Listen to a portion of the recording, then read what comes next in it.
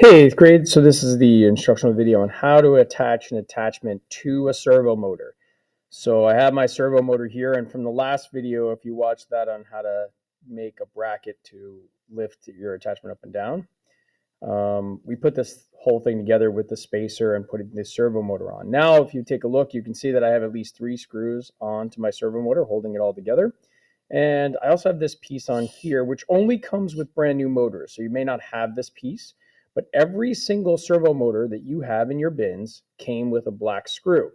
Now that black screw is called a Phillips head screw. And a Phillips head screw is easy to identify because on the top of the screw, on the actual head of the screw, it looks like a plus symbol. And so you need a Phillips head screwdriver. Now this is the screwdrivers that we have in my classroom. This one is a number 1 times 4 inch. So that means it's 4 inches in length on the shaft, and then it's a number 1 size head, and that's the one we need. If you go with there's another one that's a 0, might be too small, and then there's another one that's a 2, that might be too big. And what you'll do is you'll strip that servo screw, and you don't want to strip the servo screw. You want to be really easy with it, really gentle with it. They they don't make these things great, so the servo screws can get stripped really, really simple. So make sure that you do it correctly. So what you're going to do to start to take this off is you're going to put your screwdriver into the head of the screw, and I'll turn it to the side so you can see. Now I'm just going to hold this because I think it's going to want to turn on me, and if it does, it might make it harder to take the screw out. So I'm going to hold that, and I'm going to turn the screwdriver. Lefty loosey, righty tighty. As ridiculous as that sounds, it's just the thing that makes everybody remember. If you're going to try to loosen up the screw, turn the screwdriver to the left, and eventually the screw will come out. This, by the way, is a screw. It is not a nail. Please do not call it a nail. It has threads, and those threads make it a screw. Okay, do not lose that. Without that black screw, this servo motor is like garbage. So we can't use it. We have to attach things to it. So what we're going to do to start though is pull this off, and we can discard this thing for now. And this part of the servo motor has got a little bit of a grooves on it. And now we're going to go to this piece. This thing is called a servo horn. And a servo horn would normally go on this. And because the servo horn also has grooves inside of this little hole right here, when you put it on there, it catches those grooves and it allows you to turn the motor, which is great. But we need to attach something to this. And for today's lesson, we're going to pretend as though this is our attachment. And by the way, it is not an attachment. You would have more that comes off of this. Whether it's for speedball or for golf, you'll have more. But this is like the arm of the attachment, and it needs to move up and down. So when it connects to this, it would move up and down. In order to get any attachment to connect to a servo motor, you need the servo horn.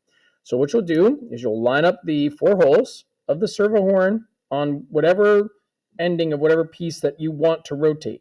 Now, if you were in my class in 7th grade, we talked about levers, and it's a simple machine, and every lever has a pivot point or a fulcrum. In this case, this is that point. So whatever pivot point you need to move up and down, like your fingers would move up and down like this would be my pivot point. So I would need a motor there. And that's what you're going to do here. You need a motor on the pivot point. So you have to attach this servo horn to that, pivot point. And so now what we've got to do is we've got to put our screws in. And this is pretty simple. We take our screw and we put it into the hole. It would also go through this piece so that it comes out the other side, as you can see. And you need 4 of them. Do not go less than 4 on this one because you don't want anything to fall off, and screws do come loose.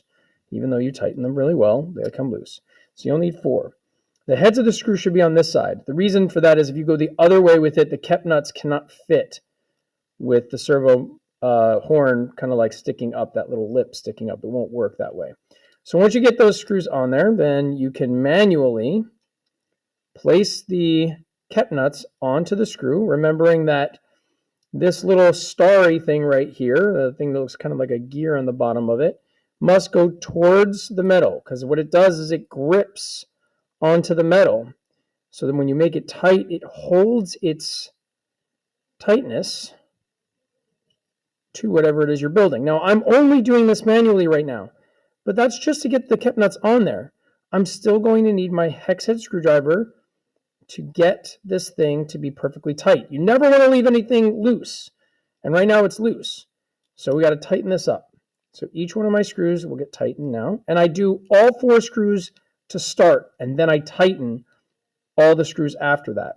The reason I do that is because if you tighten just one screw, this might shift a little bit, and now the 2 holes won't line up and you won't be able to get the other screws in. So put all screws in, manually put your kept nuts on, and then take your hex head screwdriver and tighten up all 4 screws. And now you're good.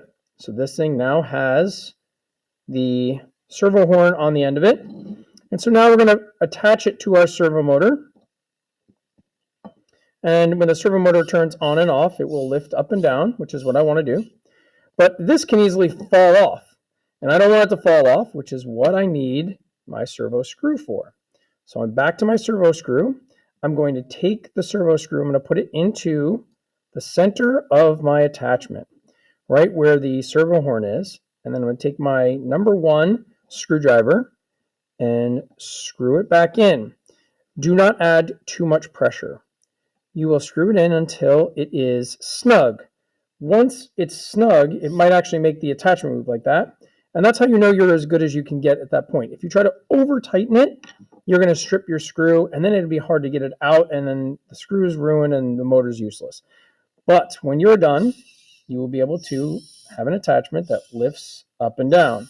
By the way, don't do that too much. You don't want to burn out your motor, but that's what its purpose is. So there you go. This is how to attach an attachment to a servo motor.